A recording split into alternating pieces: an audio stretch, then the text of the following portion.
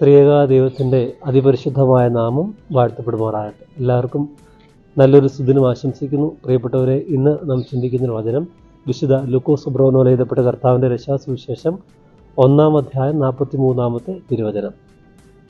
എൻ്റെ കർത്താവിൻ്റെ അമ്മ എൻ്റെ ഭവനത്തിൽ വരാനുള്ള ഭാഗ്യം, എൻ്റെ അടുക്കൽ വരാനുള്ള ഭാഗ്യം എനിക്ക് എവിടെ നിന്ന്?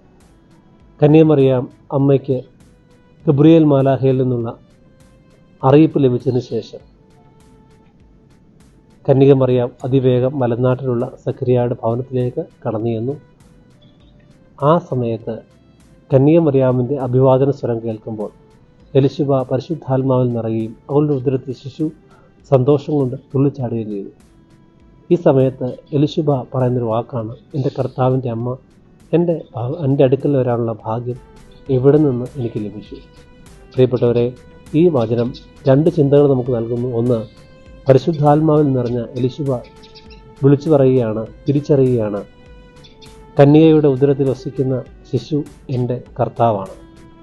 അതുകൊണ്ടാണ് അവൾ പറയുക, എൻ്റെ കർത്താവിൻ്റെ അമ്മയാണ് കന്യകമറിയം. രണ്ടാമതായിട്ട് നാം കാണുന്നത്, കന്യകമറിയത്തിൻ്റെ സന്ദർശനം അത് ഒരു ഭാഗ്യമായിട്ട് അവൾ കരുതി തൻ്റെ ഭവനത്തിലേക്ക് അവൾ സ്വീകരിക്കുകയാണ്. നമുക്കും പരിശുദ്ധ അമ്മയുടെ ജനനപ്പെരുന്നാളിലേക്ക് പ്രവേശിക്കുമ്പോൾ പരിശുദ്ധ അമ്മയെ കർത്താവിൻ്റെ അമ്മയായി കാണുവാൻ, കർത്താവിൻ്റെ അമ്മയായി നമ്മുടെ ഭവനങ്ങളിലേക്ക് സ്വീകരിക്കുവാൻ ഈ പെരുന്നാൾ ഇടയാക്കി. സർവശക്തനായ ദൈവം നിങ്ങളെല്ലാവരെയും വാഴ്ത്തി അനുഗ്രഹിക്കുമാറാകട്ടെ. ആമേൻ.